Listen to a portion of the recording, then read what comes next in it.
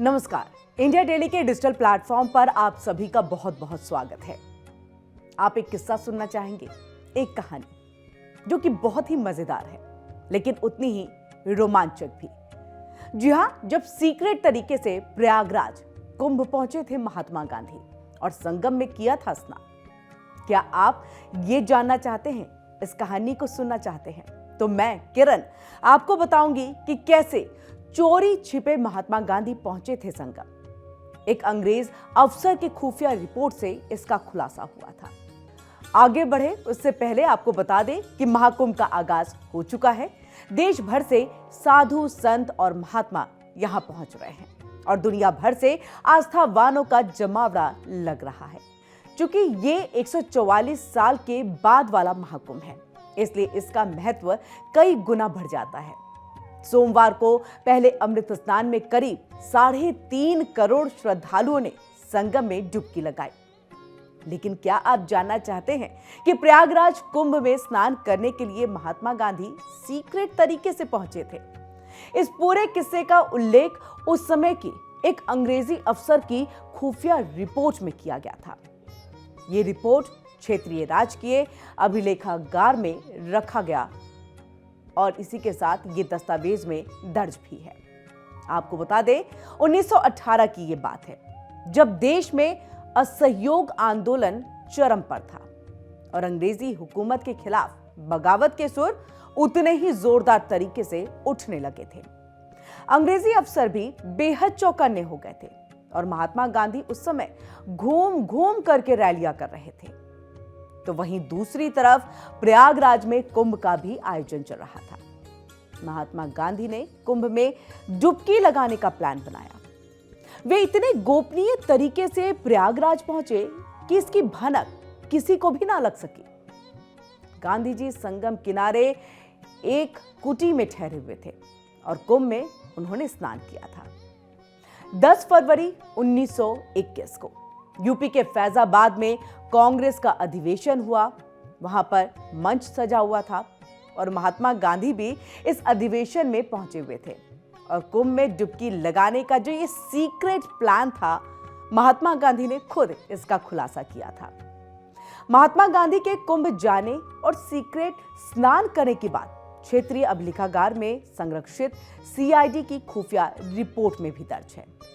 तो अब आप ये सोच रहे होंगे कि सीआईडी उस वक्त में कैसे, ये पूरी जानकारी इस खुफिया रिपोर्ट में कैसे? तो आपको बता दें कि महात्मा गांधी ने फैजाबाद में कहा था कि मुझे पहले ही अयोध्या की यात्रा पर आना था। यानी उस अधिवेशन के दौरान महात्मा गांधी इस बात का खुलासा कर रहे हैं। देखिए, उन्होंने कहा कि पहले मुझे अयोध्या की यात्रा पर जाना था, लेकिन इलाहाबाद में कुंभ मेले में जाने के कारण विलंब हो गया, तो वो अयोध्या नहीं जा पाए। कुंभ में 1 माह से ज्यादा समय तक बड़ी संख्या में लोग रहते हैं और इसलिए मैंने पहले वहां जा करके डुबकी लगाई। महात्मा गांधी की इस बात का जिक्र उस समय की सीआईडी रिपोर्ट में है, जिसका जिक्र हमने पहले भी किया है। जी हां, तो आपको बताया कि अंग्रेजी शासन के आदेश पर सीआईडी की टीम उस समय महात्मा गांधी की हर जनसभा पर नजर बनाए हुए थी। सीआईडी की ये रिपोर्ट राजकीय अभिलेखागार में रखी हुई है।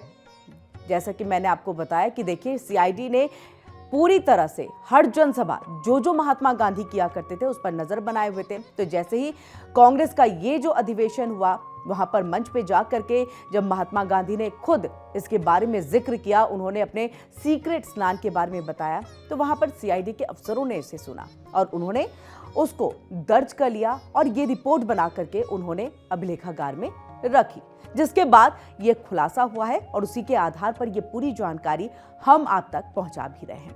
देखिए, दरअसल कुंभ में हमेशा भारी भीड़ जुटती आई है। 1900 के दशक में अंग्रेजी शासन की खिलाफत चल रही थी। अंग्रेज बिल्कुल नहीं चाहते थे कि कहीं पर भी भीड़ इकट्ठा हो और उनके खिलाफ माहौल बनाने की जो गुंजाइश है वो बन जाए, क्योंकि अंग्रेज इसे सामाजिक खतरे के रूप में देखते थे। ऐसे में उन्होंने कुंभ मेले में भीड़ को रोकने के लिए कदम उठाए। ट्रेन टिकट पर बैन भी लगा दिया, ट्रेनों की संख्या को भी कम किया गया और लंबी दूरी वाले, खासतौर से जो ट्रेन रहे, उस पर फुल ऑन ब्रेक लगाया कि कोई भी प्रयागराज नहीं जाए। लेकिन इसको लेकर के आप सोचिए महात्मा गांधी ने कैसे प्रयागराज जाने का ये पूरा जो प्लान है वो तैयार कर लिया। तो बात 1915 की है। हरिद्वार में कुंभ चल रहा था।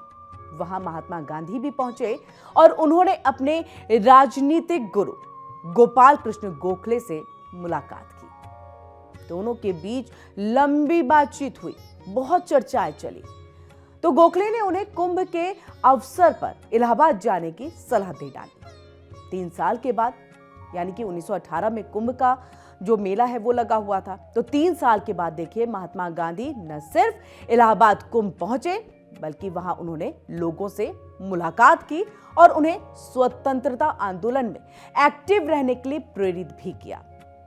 यानी जिसका डर अंग्रेजों को था, यही काम करने के लिए महात्मा गांधी जो हैं वो कुंभ के इस मेले में पहुंचे थे, जहां पर ये कहा जाता है कि देखिए जहां ज्यादा भीड़ होती है वहीं आप लोगों को अपने प्लान, अपनी योजनाओं के बारे में बता सकते हैं।